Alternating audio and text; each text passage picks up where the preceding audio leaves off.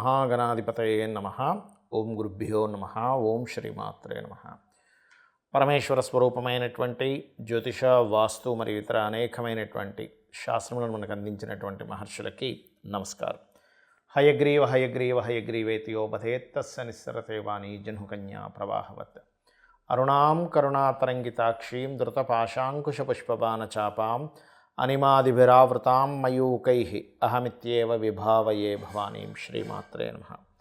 ప్రేక్షకులకి ఆ లలితాంబిక అమ్మవారి యొక్క అనుగ్రహం పరిపూర్ణంగా కలగాలని మనస్ఫూర్తి కోరుకుంటూ మనం ఈరోజు చెప్పుకోవేటువంటి టాపిక్ ఏమిటంటే కుజుడు నీచ పొందబోతున్నాడు. ఎందుకంటే చాలామంది నన్ను అడిగారు, మిథున రాశిలో ఉన్నప్పుడు కొన్ని తొక్కిసలాటలు జరుగుతాయని చెప్పారు కదా. యాజ్ ఇట్ ఈజ్ అలాగే చాలా తొక్కిసలాటలు జరిగాయి. మరి మిథునం నుంచి అంటే ఆల్రెడీ కుజుడు నీచబడి వెనక్కి వచ్చి మిథునంలోకి వచ్చాడు.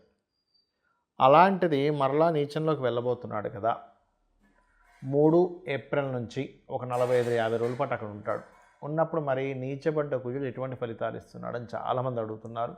కాబట్టి దాని మీద నేను వీడియో చేయబోతున్నా. ముందుగానే ఎందుకు చెప్తున్నానంటే ముందుగానే కొన్ని ప్లానింగ్స్ చేసుకుంటారు. అది ఒక్కొక్క లగ్నరీత్యా ఎటువంటి ఫలితాలు ఇస్తుంది, లగ్నం తెలియని వారి రాశి నుంచి చూసుకోండి.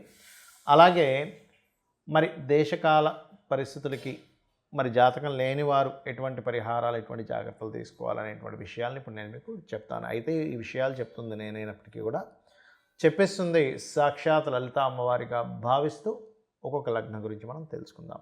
వృషభ లగ్నము, వృషభ రాశి. వృషభం వారికి కనుక చూసుకున్నట్లయితే ప్రధానంగా ఇక్కడ మీకు మీ యొక్క రాశి నుంచి లేదా లగ్నం నుంచి 3వ స్థానంలో కుజుడు సంచారం జరుగుతుంది. 3వ స్థానం అనేటువంటిది పౌరుష పరాక్రమాలు, అన్నదమ్ములు, ఏదైనా మనం ఒక అగ్రిమెంట్ చేయడము, ఎవరితోనైనా మాట్లాడడము, మధ్యవర్తిత్వంగా ఉండడము, కమ్యూనికేషన్స్ ఈ స్థానంగా చెప్తూ ఉంటారు. అక్కడ కుజుడు ఉన్నందుకు పాజిటివ్ ఫలితాలు ఏమిటి చూసుకున్నట్లయితే ధైర్యంగా కొన్ని పనులు చేయడం వల్ల లాభాలు వస్తాయండి. అందులో ఎటువంటి డౌట్ లేదు. ఎందుకంటే పౌరుష పరాక్రమాలు కారకుడు. కొంతమంది అంటుంటారు చూసారా, అబ్బా మీరు భలే డేరింగ్ స్టెప్ తీసుకున్నారండి. అందులో ఎటువంటి డౌట్ లేదు. ఖచ్చితంగా ఒక డేర్ స్టెప్ 100% బాగుంటుంది. కాకపోతే ఇక్కడ కుజుడు 3లో నీచపడి ఉన్నప్పుడు ఏమవుతుందంటే కొన్నిసార్లు అనాలోచితంగా కొన్ని పనులు చేస్తూ ఉంటాం. అంటే ఈ పని చేయకూడదు కానీ చేసాం, అయ్యో ఎందుకు చేసామా అనిపిస్తూ ఉంటుంది. అంటే కొన్నిసార్లు ఆవేశంలో కొన్ని పనులు చేస్తూ ఉంటాం. అటువంటి వాటికి వెళ్ళకండి. అగ్రిమెంట్స్ రాసుకునేటప్పుడు చాలా జాగ్రత్తగా అగ్రిమెంట్లో ఆ డాక్యుమెంట్లో ఏముంది. ఇవాళ రేపు జరుగుతున్న ఒక మోసం కూడా చెప్తాను. మనం వాళ్ళ అగ్రిమెంట్ రాసుకుందాం అనుకుంటాం. పేపర్స్లో వాళ్ళు మనకు ఒక పేపర్ చూపిస్తారు. సరే ఓకే అని అగ్రిమెంట్ చేసుకుందాం, రేపు చేసుకుందాం అంటారు. ఈ పేపర్స్ ఇవి ఓకే కదండి, నేను డాక్యుమెంట్లో చేయిస్తున్నా అంటారు. మనం చదివి ఓకే అనుకుంటాం. రేపు వచ్చేసరికి ఇంకో పేపర్ యాడ్ అవుతుంది. మనం చూడం, అది కొన్ని వర్డ్సే పూర్తిగా యాడ్ అయిపోతాయి. మనం సంతకం పెట్టేస్తాం. కాబట్టి ఖచ్చితంగా మీతో ఎవరైనా అగ్రిమెంట్ చేసుకునేటప్పుడు ఆ సెట్ ఏదైతే ఉంటుందో మీ దగ్గర ఒకటి పెట్టుకోండి. అప్పుడు ఏమవుద్దంటే ఏది అగ్రిమెంట్కి ముందు చూపించిన సెట్, అప్పుడు ఏమవుద్దంటే మళ్ళీ రీచెక్ చేసుకున్నప్పుడు నువ్వు ఫస్ట్లో ఇచ్చిన సెట్లో ఇది లేదు కదా, నువ్వు ఎందుకు ఎలా యాడ్ చేసావు అని అడగొచ్చు మనం. అదొకటి. అన్నదమ్ముల విషయాల్లోని ముఖ్యంగా కొంత జాగ్రత్తగా ఉండండి. ముఖ్యంగా మీరు షార్ట్ జర్నీస్లో కొంత జాగ్రత్తగా ఉంటూ ఉండాలి. అది ప్రధానంగా గుర్తుపెట్టుకోండి. కొన్ని ఇంటర్వ్యూస్లో కొంతమందికి విసుగొచ్చేదో చెప్పేస్తుంటారు. అన్నదమ్ములతో కావచ్చు, ఇంటర్వ్యూస్లో కావచ్చు. అదేవిధంగా ముఖ్యంగా 3వ స్థానం అనేటువంటిది ఏంటంటే పూర్వజన్మ ఉద్యోగ కర్మస్థానంగా చెప్తారు 3వ స్థానంలో.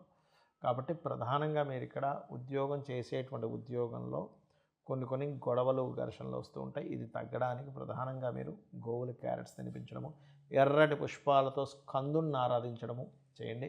అదేవిధంగా మీరు నిత్యము ఆరాధించాల్సిన దేవతా స్వరూపం వృషభం వారికి విష్ణువుని ఎక్కువగా ఆరాధించాలి. ఎంత విష్ణు నామస్మరణ చేస్తూ ఉంటే అంత చక్కగా ఉంటుంది. కాకపోతే మీకు జూన్ వరకు కేతువు కూడా పంచమంలో ఉంటాడు. కాబట్టి గణపతిని, విష్ణువుని కలిపి ఆరాధించండి.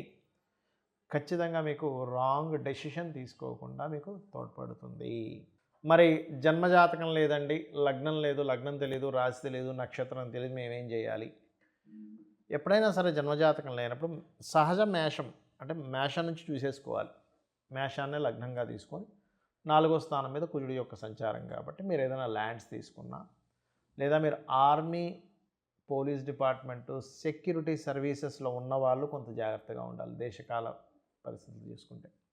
ఎందుకంటే ఈ కుజుడు ఎప్పుడైతే నీచ స్థానంలోకి వెళ్తాడో వీటి మీద ఎఫెక్ట్ ఇస్తుంటాడు. అదీ కాకుండా ఒక 2 నెలల పాటు శని, రాహువులు కలిసి ఉండి కుజుడు కోణంలో ఉన్నాడు. దీనివల్ల ఏమవుతుంటుందంటే కాస్త ఉద్రిక్తమైనటువంటి వాతావరణం బార్డర్స్లో కావచ్చు, కొన్ని కొన్ని గొడవల విషయంలో కావచ్చు, ఇటువంటివి జరుగుతూ ఉంటాయి. అలా కాకుండా మరొక విషయం ఏంటంటే ఇక్కడ దీంతో పాటు ఏప్రిల్ మాసంలో కొంత పంచగ్రహ కూటమి, షష్టగ్రహ కూటమి కూడా మనకి 12వ స్థానంలో జరుగుతుంది. దానివల్ల కొంతమందికి విదేశీ యోగాలు ఉన్న వాళ్ళకి విదేశీ యోగాలు, రకరకాల యోగాలు ఉన్న వాళ్ళకి రకరకాలు జరుగుతాయి పర్సనల్ చార్ట్లో. కానీ మీకు పర్సనల్ చార్ట్ లేదు అనుకునేటువంటి వారు ప్రధానంగా మీరు తీసుకోవాల్సింది భూములు, గొడవలు, అన్నదమ్ములతో వచ్చేటువంటి వివాదాలు వస్తాయి అనుకునేటువంటి విషయాల పట్ల కాస్త మీరు జాగ్రత్త వహించండి. అలాగే మరొక విషయం ఏంటంటే ఇక్కడ ఈ భూముల్లో ఒక్కోసారి తెలియకుండానే దోషం ఉంటుంది.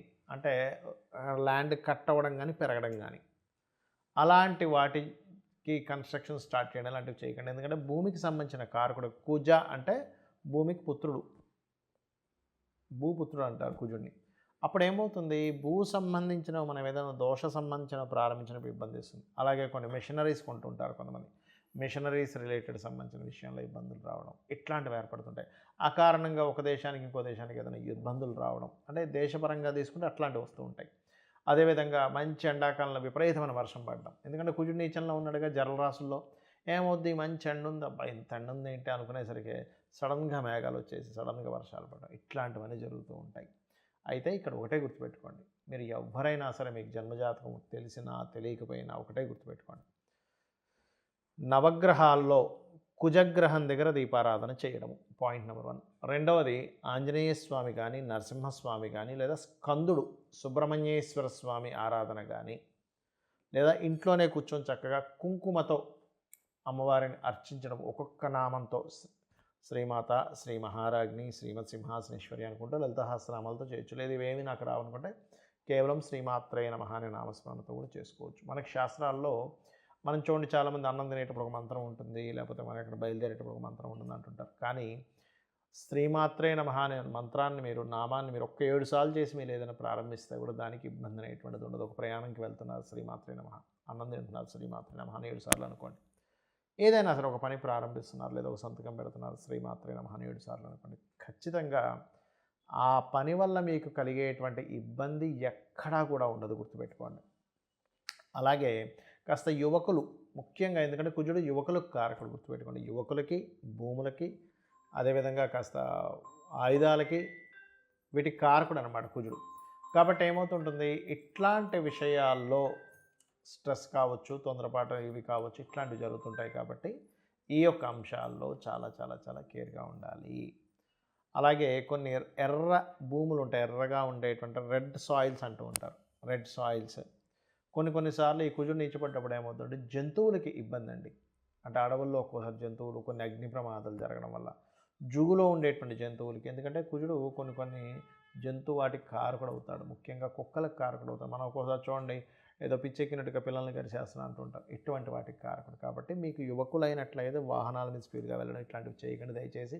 ఈ 45 to 50 డేస్ ముందుగానే ఎందుకు చెప్తున్నానంటే, ముందుగానే ప్రతిదీ ప్రణాళిక ఉంటుంది. ఒక భూమి కొనాలనుకున్నా, లేకపోతే ఒక కెరియర్ విషయంలో తీసుకునేటువంటి చదువుకు సంబంధించిన విషయాల్లోని.